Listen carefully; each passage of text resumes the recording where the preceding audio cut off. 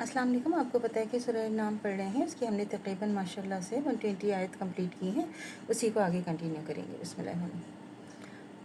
और हमेशा रहोगे, हाँ अगर अल्लाह चाहे तो। और बात है, बिलाशुबा तेरा रब हिकमतों वाला खूब जानने वाला है। 128। और इसी तरह हम बाज़ को कुफ़ार को उनके अमाल के सबब बाज़ के करीब रखेंगे। 129। एक जिन्नात और इंसानों की जमात, क्या तुम ही में से तुम्हारे पास रसूल नहीं पहुँचे थे जो तुमको मेरे अहकाम बयान करते थे और तुमको इस दिन से डराया करते थे? तो सब कहेंगे हम अपने जुर्म का इकरार करते हैं। जुर्म का हम सब अपने जुर्म का इकरार करते हैं। उनको दुनिया की ज़िंदगी ने भूल में डाल रखा था और ये लोग इकरार करेंगे कि वो काफिर थे। 130।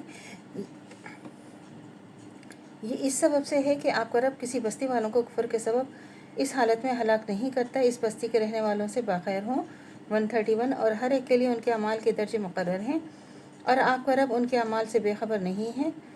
और आपका रब तो बड़ा ही गनी है और रहमत वाला है, अगर वो चाहे तो तुम सबको उठा लेवे और तुम्हारे बाद जिसको चाहे तुम्हारी जगह आबाद कर दे, जैसा कि तुमको एक दूसरे कौम की औलाद से पैदा किया है। 133। जिस चीज़ का तुमसे वादा किया जा रहा है वह बेशक आने वाली है और तुम हमें आजिज़ नहीं कर सकते।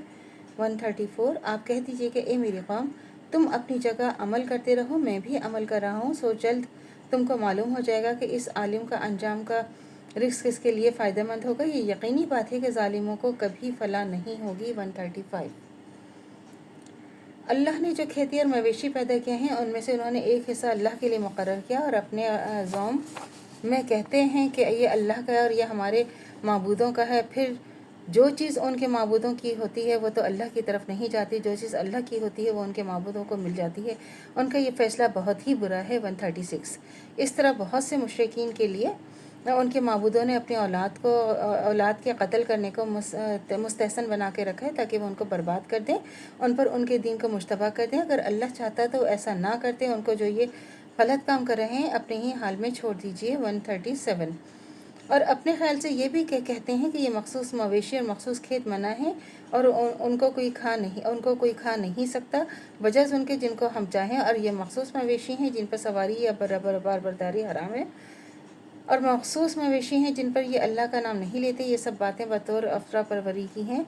अल्लाह पर बहुत जल्द इस बहतान अजीम की सज़ा अल्लाह देने वाला है। 138।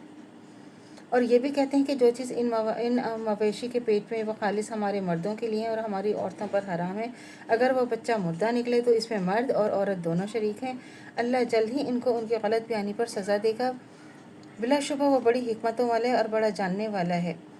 वाकई वह बड़े नुकसान में हैं जिन्होंने अपनी औलाद को महज अपनी हिमाकत से बग़ैर किसी सनद के कत्ल कर डाला और इस रिज़्क़ को हराम कर लिया जो अल्लाह ने इनको खाने पीने को दिया था। यह हरकत अल्लाह पर तहमत रखने के लिए की गई है। बेशक ये लोग गुमराही में पड़ गए हैं और कभी सीधी राह पर आने वाले नहीं हैं। 140। और वही है जिसने बागात पैदा किए, छतरियों पर चढ़ाए हुए और नहीं चढ़ाए हुए भी, और खजूर खेती और जिनकी तरह तरह के फल होते हैं, और जैतून और अनार जो बाज़ बातों में मिलते जुलते हैं बाज़ बातों में नहीं मिलते, और जब ये फल दें तो उनके फल खाओ, और जिस रोज़ फल तोड़ो और खेती काटो तो अल्लाह का हक़ भी अदा करो और बेजा सर्फ ना करो, क्योंकि अल्लाह हद से गुजरने वाले को दोस्त नहीं रखता। तो ये है 141। अल्लाह से दुआ करनी चाहिए जो हमारे ईमान है मरते कायम दायम रहे, ख़ात्मा बिलखैर ईमान पर हो। इजाज़त दीजिए। अल्लाह हाफ़िज़। मेरे चैनल को लाइक कीजिए, शेयर कीजिए, सब्सक्राइब कीजिए। शुक्रिया।